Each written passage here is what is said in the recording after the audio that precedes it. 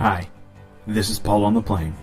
Welcome to episode 10 of Faking Space, and part 1 of our series on the Electro-L, from what we are told is a Russian geostationary weather satellite. Electro-L1 was launched in 2011, and then Electro-L2 was launched in 2015. Now, the purposes of these satellites, we are told, is to capture real-time images of clouds and the Earth's underlying surface, heliogeophysical measurements, collection of translating hydrometeorological and service data. This is all according to the Roscosmos, the Russian Space Agency's website. Now, all of the links we are using in this episode will obviously be included in the video description, as we usually do, with the hope that you perform the same analysis yourself. And the forensic image analysis tools, yes, free to download and use, you've got no excuses, will be in the description as usual as well. Now, we are going to be downloading and analyzing images from the FTP server on the Russian Space Agency's domain, which you can see here. They provide you the link, and they give you a login ID and password, which are both simply Electro, E-L-E-C-T-R-O, and you can access all the same files. We'll be using the images from the Electro-L2, which are the most recent, and they are posted about every 30 minutes. And what we found, and this is where we're going to start the video today, is that they're pictures of the Earth on the night side. The satellite is supposedly always pointed at Russia. At 20:30, or about 8:30 p.m. Russia time, always have this very, very weird effect. We are told the Electro is 36,000 kilometers, or about 22 to 23,000 miles above the Earth, and is able to get a full picture of the disk. That's right, the Russian Space Agency seems to always call the Earth a disk when referring to the images Electro is capturing. Now, the Electro camera is allegedly 121 megapixels, so we're supposedly receiving, the highest resolution images of our world. At least the Russians didn't spare any expense and put a decent camera on board a satellite, compared to the 4 megapixel Epic camera on the Discover satellite, right? And the Electro is allegedly 98% closer to the Earth than Discover, and can get a full picture of the disk?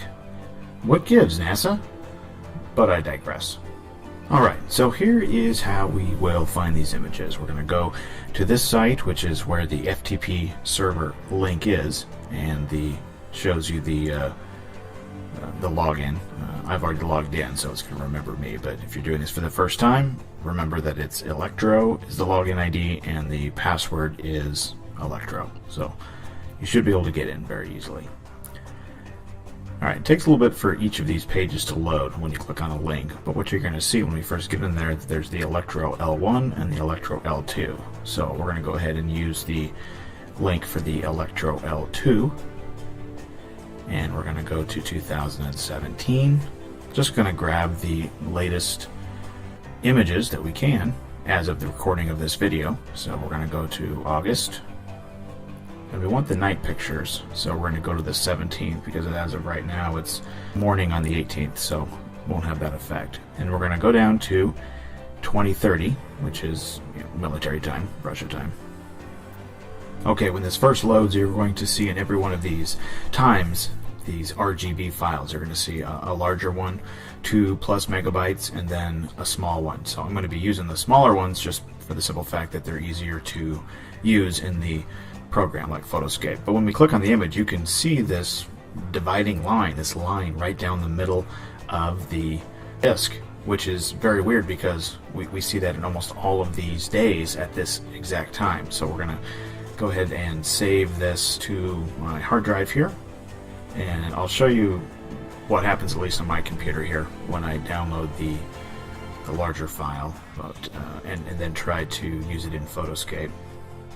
Even without any sort of changing of brightness or backlighting or anything of that nature, you can already see this very strange dividing line, and it happens every day it seems, at this time of day. Very, very odd. So we'll save this one as well. The file name is original on that. We'll bring these right into Photoscape, which you guys have seen before.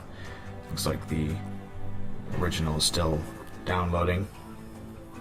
So let's just go ahead and pull in the smaller of the two. And the best way to see this is really just to increase the backlighting. And you can see this thing pop out. Look at that dividing line. Very, very strange. Curious if anybody has an explanation. Look for an explanation online, and I haven't been able to find one. Alright, so let's go back and grab a different day. So we'll just grab the day earlier at the same exact time so you can see that this wasn't just something unusual or unique that happened on August 17th. Let's just go back to August 16th, and you can do this on your own. Pick a random day, go to about this time, 2030, and you won't really even have to make any changes to the photo, increase the backlighting or anything of that nature. Here we're going to download again the RGB, which is the combination of all the different channels, and you can see it there without even downloading it and putting it into Photoscape. Very, very strange. Alright, the other point we want to make here is, as you're cruising through the FTP site here, no matter which day you click on, let's pick another random day. How about the 10th of August? In each of the day folders you have all of the times, as you saw. So no matter which time you pick, we'll just pick a random time, 6:30. And you can see in each of the time folders they have all of these JPEGs, 1 through 10. Well, if you click on 10, in every one of these folders, here's what you get. A white disk. Every single folder. We'll go back and try another one. That was at, I believe, 6:30. We'll go to 18:30. What is this all about? Click on the 10. A white disk. Go to a different day. We'll pick August 2nd. Kind of belaboring the point here, but I wanted to show you how weird this is. We'll go and pick an early one. Early in the day. The 10th JPEG. Drum roll, please. A white disk. What's that all about? Alright, and finally, obviously we would be remiss if we did not drop the photo into Forensically, and that's what I've done here, looking for noise and ambient light, and not surprised, but we see pretty much the same results as we did with the LRO and Epic images. The background, the space, has no noise, there's no ambient light. This is obviously pasted onto a fake painted black background. Doesn't react at all like a real photo should. Alright, and one additional note, if you put the image into JPEG Snoop, what you're going to see is a signature match for the Sony CyberShot camera, which is very interesting because I want you to make a mental note of that, because this is going to come up later in our forensic image analysis series with images from other sources. It does match potentially some other software programs, compression signatures, but JPEG Snoop is saying it may be an unknown software program. But keep that in mind, that Sony CyberShot. Okay, that's a wrap on episode 10, which is part 1 of our forensic image analysis of the Electro-L Russian weather satellite, and it's an amazing 121 megapixel camera taking pictures of the Earth disk from 22 to 23,000 miles away. I hope you enjoyed episode 10 of Faking Space. In part 2, we'll continue analyzing images from the Electro-L and reveal some other very strange effects that we found that further provides evidence that the images the world is being presented by the Russian Space Agency are anything but authentic. Until then, on behalf of Archer Sage, this has been Paul on the Plane. Thanks for watching.